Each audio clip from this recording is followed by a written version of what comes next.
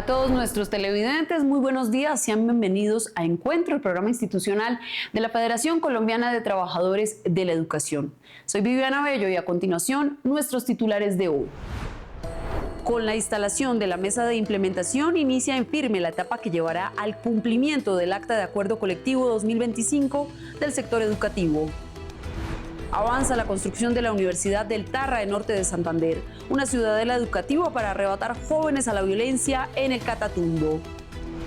La Central Unitaria de Trabajadores definió su ruta política y social en su pasada Junta Nacional, haciendo un llamado a un frente amplio para disputar el poder en 2026, respaldando candidatos que representen a los trabajadores. En el marco de la implementación de los acuerdos de la Mesa Sectorial de Educación 2025, FECODE da un paso firme en la materialización de derechos y de logros para el magisterio y la educación pública. El Comité Ejecutivo de FECODE está listo para participar en las nuevas mesas con el Gobierno Nacional.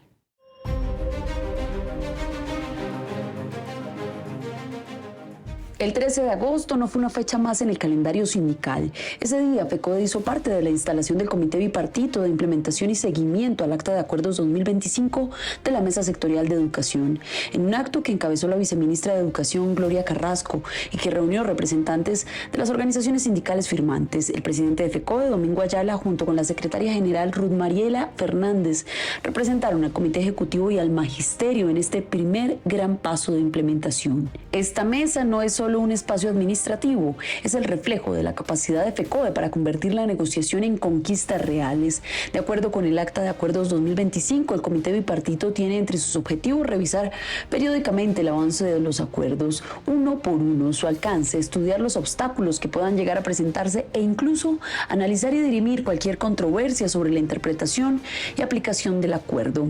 Para ello, sesionará con un reglamento y un cronograma definido por este mismo espacio. Además, establecerá un registro del seguimiento con el punto de acuerdo, fecha de seguimiento, nombre y cargo del funcionario responsable del cumplimiento y estado de cumplimiento. Esta dinámica es clave porque en anteriores experiencias, sobre todo durante el gobierno del expresidente Iván Duque, era muy difícil llevar fechas concretas para establecer el estado de los acuerdos.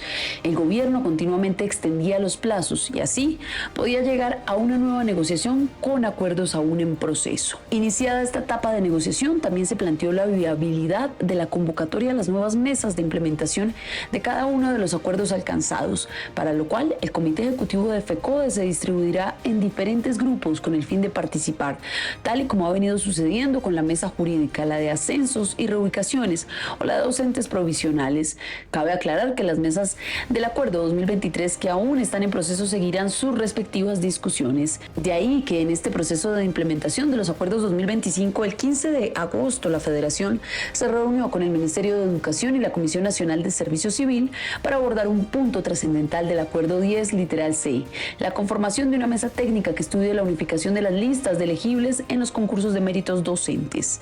Este debate, que para algunos podría sonar técnico, representa en realidad una bandera histórica: garantizar que el mérito sea la base de acceso a la carrera docente, eliminando inequidades y fortaleciendo la confianza en la profesión. Estas jornadas marcan oficialmente la entrada de una etapa decisiva de cumplimiento, donde la Federación ejercerá su papel de vigía y garante. En cada reunión, en cada mesa técnica, se ratifica que FECODE no es solo un actor pasajero, sino que es el motor que empuja las transformaciones educativas y el escudo que protege los derechos de quienes enseñan. A 3 años del gobierno del presidente Gustavo Petro, el balance en materia de educación superior es bastante positivo. Cobertura consolidada, crecimiento de matrícula, deserción bajo control, mayor gratuidad e inversión histórica en infraestructura hacen parte de los logros obtenidos durante este periodo.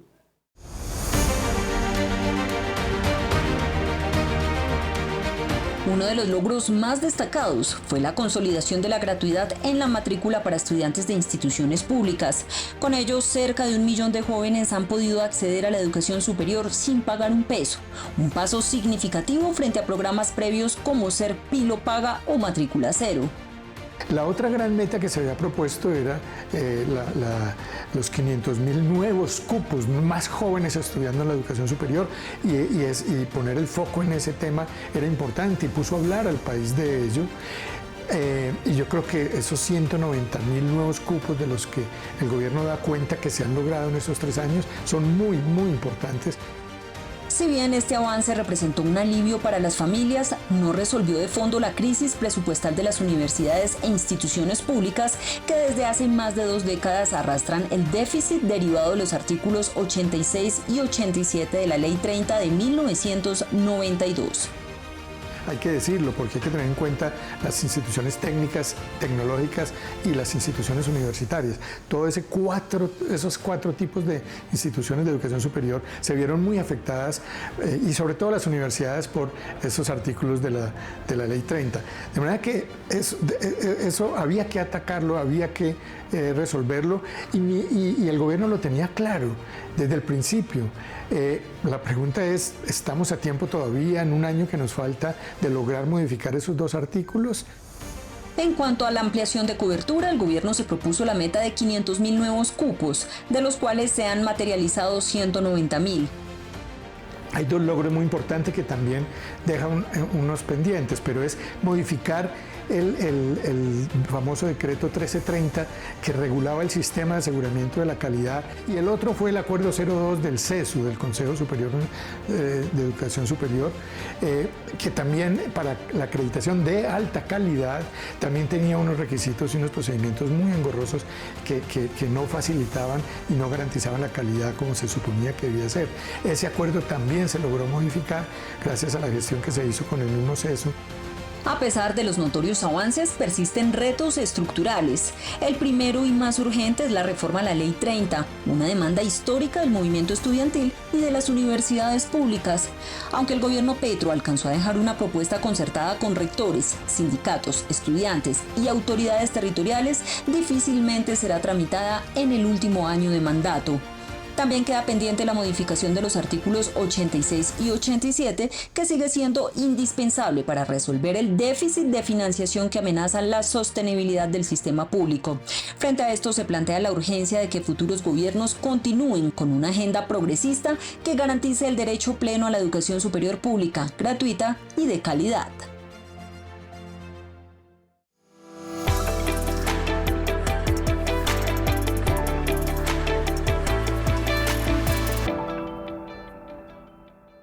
Hoy el magisterio y sus beneficiarios pueden romper con el monopolio de las IPS en el primer nivel.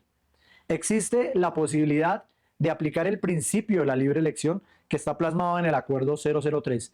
Ya la FIU previsora ha hecho un filtro y se le presenta a los maestros en los territorios la posibilidad entre diferentes IPS de seleccionar aquella que sea más cerca a su puesto de trabajo o a su lugar de vivienda. Es decir, que hoy debemos centrarnos en la pedagogía suficiente para que el maestro pueda identificar cuál IPS satisface sus necesidades frente a eliminar las barreras de acceso frente al derecho. Este primer paso de ampliar la red en el primer nivel debe permitir posteriormente que el segundo nivel de especialidades y mediana complejidad también permita la libre elección, rompiendo con el criterio y el negocio del pago por evento que se ha llevado gran parte de la facturación del actual modelo. Paralelo a esto hay que una discusión profunda frente al tema de medicamentos. No pueden quedar los grandes operadores sin garantía de puntos de dispensación y la posibilidad de que los maestros puedan acceder rápidamente a las moléculas, medicamentos, pues que ellos previamente deben tener a disposición del magisterio. Entonces invitamos a los maestros y maestras de todo Colombia, de las filiales de FECODE, a hacer la pedagogía suficiente para que el principio de libre elección se haga sobre la base de un criterio estructurado del maestro y su familia y que podamos eliminar, repito, el monopolio en el primer nivel. Hoy le hacemos un llamado fuerte al Ministerio de Hacienda para que pueda sacar adelante a través de su oficina jurídica y desde el punto de vista de análisis fiscal la firma del decreto de ascensos y reubicación de la cohorte 2025-2026, porque está establecido entre los acuerdos del 2023. Es una exigencia de los maestros del 1278 que ese decreto sea firmado de manera inmediata para proceder a sacar la resolución y el cronograma y que todo el proceso se pueda concretar en el año 2025. En medio de la declaratoria de conmoción interior en el Catatumbo, el gobierno del cambio a través del FIE avanza en una de las obras más esperanzadoras de los últimos años. La primera universidad del municipio del Tarra, una ciudadela que promete transformar la historia de una región.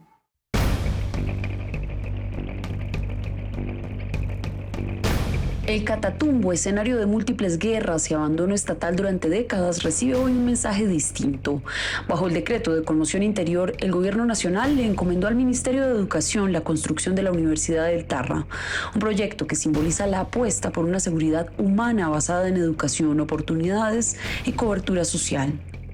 También existió en su momento una estrategia de índole militar, pero en este caso el gobierno del cambio no se enfoca únicamente en una estrategia militarista, sino que también se enfoca en una estrategia de solución integral para construir paz en el territorio, y en este caso la importancia del FIE tiene que ver con la habilitación que le da el gobierno nacional a través de un decreto legislativo en el marco de la conmoción interior para construir universidad con recursos de educación superior para llevar oportunidades y ampliación de cobertura a la región del Catatumbo.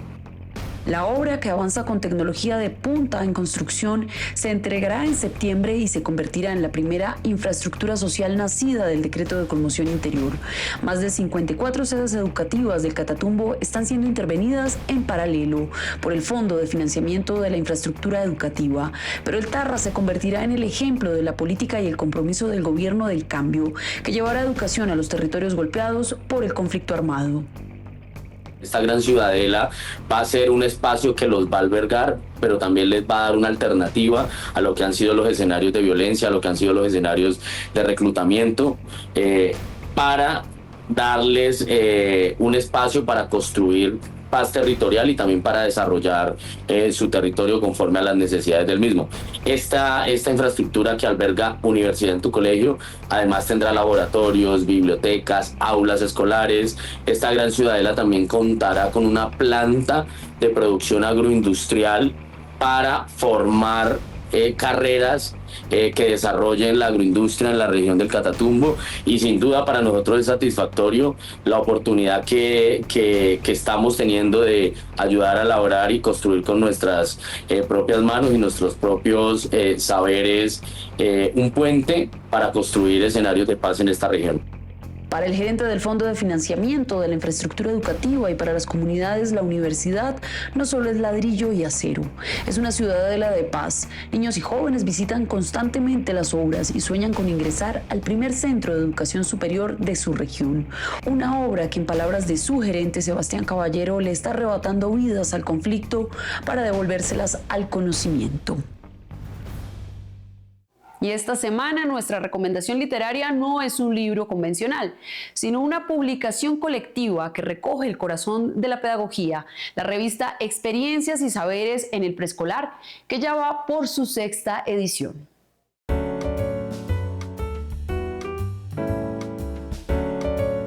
Este proyecto, creado por un colectivo de maestras de distintas localidades de Bogotá, en cabeza de la docente Heidi Quijano, busca algo tan sencillo como valioso: rescatar y compartir las experiencias y proyectos que nacen dentro del aula y que muchas veces quedan guardados sin que otros los conozcan. Lo que hacemos es publicar las experiencias y los proyectos de las maestras de preescolar, que a veces son tan importantes, pero que quedan guardados allí en el aula y con sus alumnos. Entonces, mediante esta revista los damos a conocer para que esto también sea un apoyo pedagógico a otras maestras y maestros de todas las regiones. De acuerdo con la maestra, esta revista, desde sus primeras publicaciones, que partieron de una realidad presente en la localidad de Bosa, en Bogotá, con una primera edición llamada Abuelita Colombia, a cargo de las profesoras Diana y Claudia Villamarín, ha influido de manera positiva en la pedagogía impartida en diversas instituciones. Ellos recogen las experiencias de lo que ocurre en las familias, porque en las localidades llegan en la localidad de Bosa llegan familias de todas partes de Colombia y se va perdiendo sus raíces, sus costumbres, y ellas lograron que hicieran como esa lectura de quiénes eran las familias, quiénes eran los abuelos, cuáles eran estas parte cultural de cada una de las regiones, y esto fue muy enriquecedor mostrarlo y contarlo, y se formó todo una historia a través de Abuelita Colombia.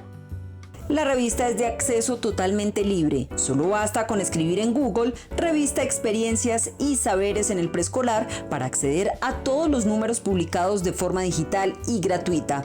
De esta manera, desde el colectivo de maestras recuerdan al magisterio colombiano la importancia de fortalecer el preescolar de 3 grados como política pública, no solo en Bogotá, sino en todo el país, para ayudar a cerrar brechas y garantizar una educación inicial de calidad para todos los niños y niñas de Colombia.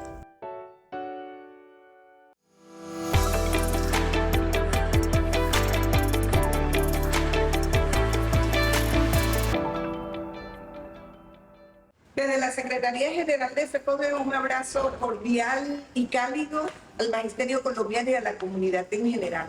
Informarles que se ha instalado la mesa bipartita de seguimiento de los acuerdos recién firmados con el gobierno, donde esperamos consolidar de manera pronta y en su totalidad todos los acuerdos a los que hemos llegado como negociación colectiva. En segunda instancia, decirles que la fiduprevisora ha emitido la circular externas 07, en la cual le combina al magisterio a escoger su prestador primario.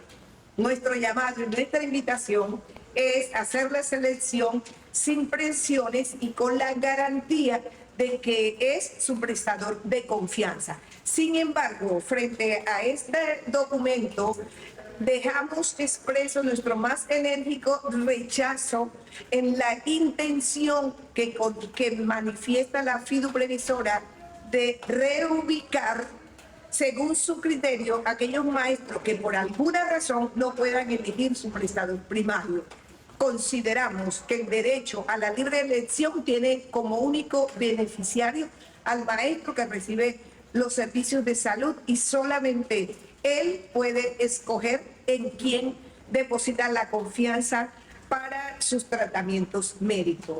En tercera instancia, comunicarles que estamos a la expectativa para que el gobierno por fin emita el decreto modificatorio de 1657 para la convocatoria de ascenso y reubicación. Esperamos que pronto pueda haber convocatoria para ascender, y finalmente desearles un excelente fin de semana, un buen descanso, y seguimos adelante con el orgullo de ser maestros. Durante la presidencia de Donald Trump, el panorama educativo de Estados Unidos ha experimentado tensiones y transformaciones que, aunque no han modificado radicalmente el funcionamiento de las escuelas públicas, sí están dejando huellas en el acceso, la equidad y la agenda ideológica.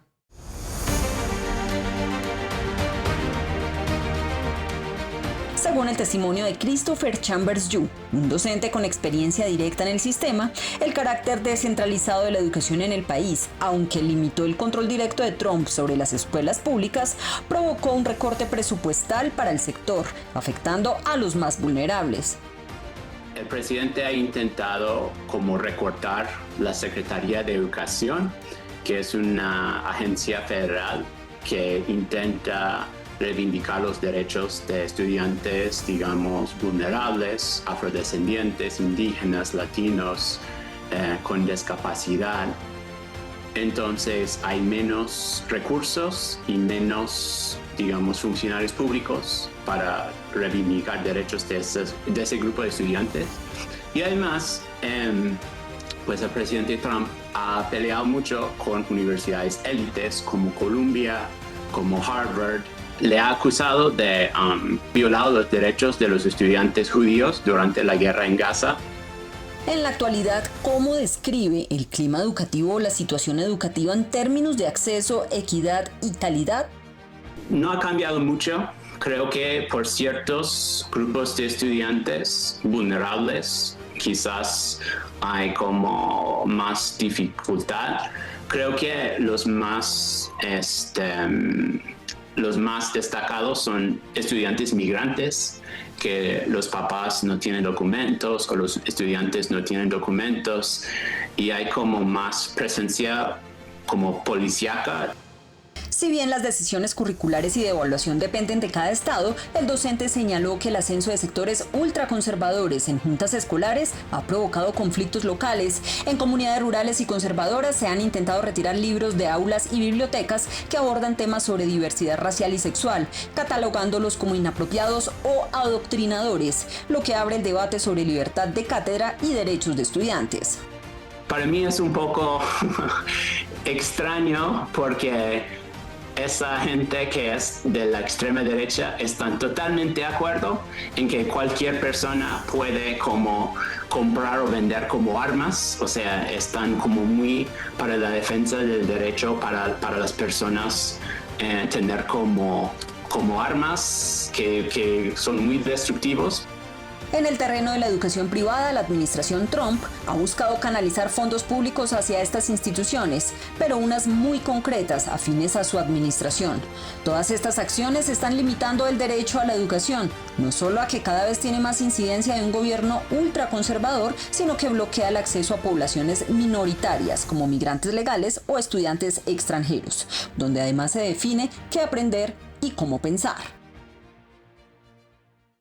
Con la presencia de más de 150 delegados provenientes de todo el país y de federaciones afiliadas, la Central Unitaria de Trabajadores desarrolló los días 14 y 15 de agosto su 81ª Junta Nacional, un espacio de deliberación que trazó el plan de trabajo para el último semestre del año.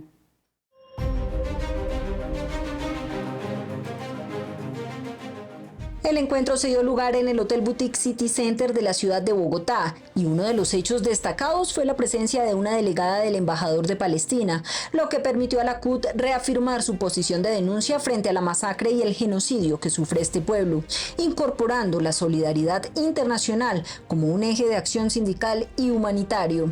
En cuanto a la coyuntura nacional, la Junta abordó la compleja situación política que atraviesa el país. El otro tema que me parece muy importante, el que tiene que ver con la descentralización, la ley que se está proyectando para la descentralización de recursos. Es inaceptable que haya sectores, incluso los trabajadores, pero sobre todo de los políticos de los territorios, que pretendan que se les entregue recursos sin que tenga una garantía o una asignación garantizada para realmente favorecer a su población en el territorio. En una etapa crucial de definiciones en el país, en aspectos de la protección a los trabajadores, de la protección de los recursos públicos, el sector educación, el sector salud, el sector agua potable. Tenemos una etapa trascendental que es la expedición y radicación del proyecto de ley que reglamente el acto legislativo 003 sobre competencias y recursos para estos tres sectores vitales de la vida nacional. La Junta también analizó la acción de la ultraderecha en tres frentes: el bloqueo de las reformas sociales en el Congreso, la estrategia de deslegitimación del actual gobierno y la violencia política reflejada en las noticias alrededor del asesinato de Miguel Uribe. Hemos tenido conocimiento de lo que son los puntos de las reformas, los puntos que hoy el gobierno nacional ha venido enfocando hacia los trabajadores más desmejorados del país, el cual con la reforma laboral se ve que se están consiguiendo unas prebendas que ya se habían perdido y que hoy se vuelven otra vez a restablecer para el sector obrero en este país. Otro de los puntos centrales fue la participación política de los trabajadores. Los delegados coincidieron en la importancia de fortalecer y respaldar candidaturas democráticas, progresistas populares y de izquierda, tanto en el Congreso como en los escenarios regionales. Para mí es importante de estos informes también el apoyo que se le está dando de parte de los trabajadores al gobierno del cambio, porque realmente tenemos que continuar con un gobierno progresista, porque duramos 200 años y más con unos gobiernos neoliberales que nos maltrataron mucho. Y con el objetivo central de la Asamblea de trazar el plan de trabajo para el último año de este ciclo político, la CUT se comprometió a articular acciones en defensa de las reformas sociales que aún están pendientes y a fortalecer su papel en la disputa política nacional de cara a las elecciones legislativas y presidenciales.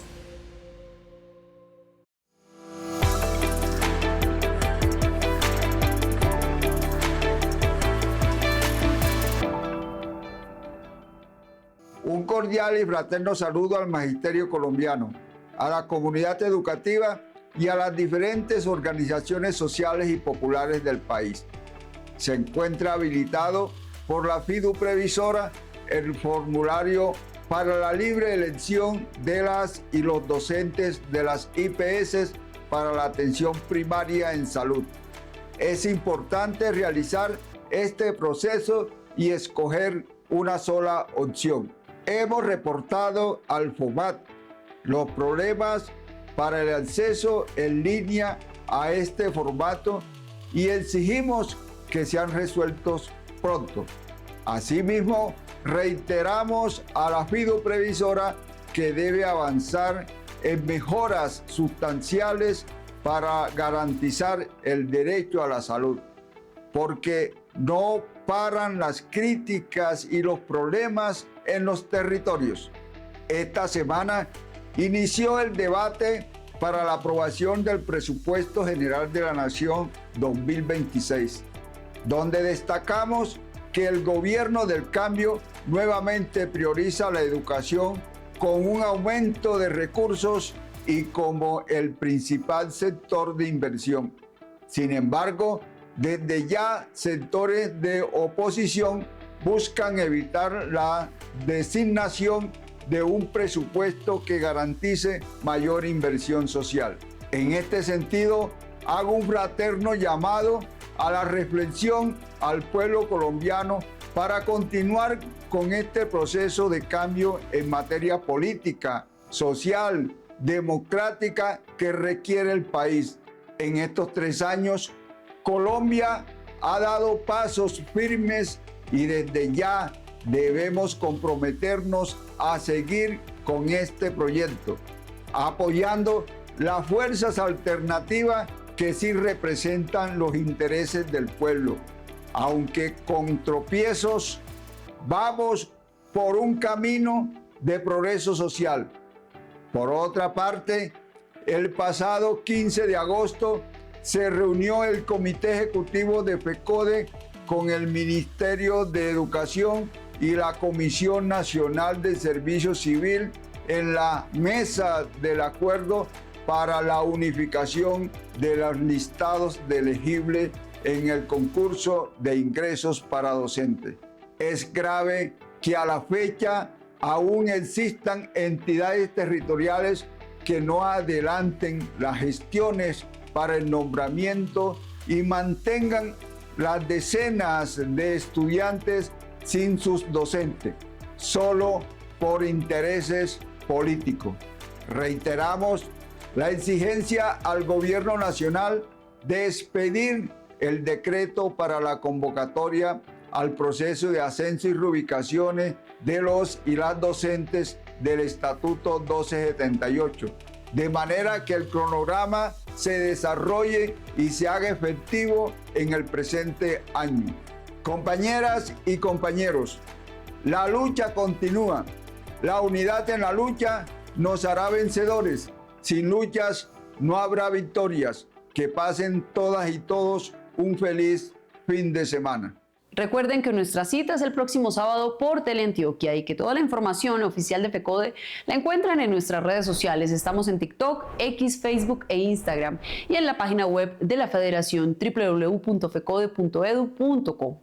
Y la invitación es a conectarse a continuación a través de nuestras redes sociales a Encuentro Radiovisual en Vivo. Gracias por su sintonía y nos vemos pronto.